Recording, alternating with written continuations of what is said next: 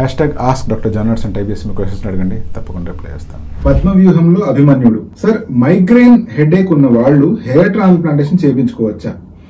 చేపించాక ఏమైనా ప్రాబ్లం అవుతుందా? Please reply. ఇది చాలా ఇంట్రెస్టింగ్ ప్రశ్న.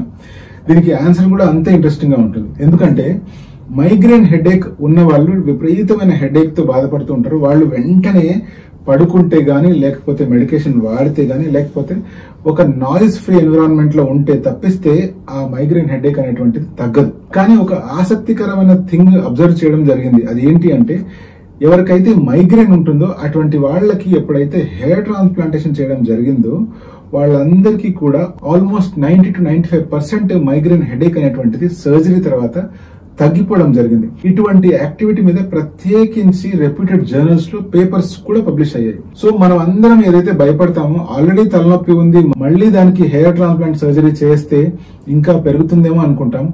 కానీ పారాడాక్సికల్ గా అటువంటి వాళ్ళకి తలనొప్పి తగ్గే అవకాశాలే ఎక్కువగా ఉంటాయి. సో ఫ్యూచర్ లో ఇంకేమైనా ప్రాబ్లమ్స్ వస్తాయా అంటే ప్రత్యేకించి ఎటువంటి ప్రాబ్లమ్స్ రావు.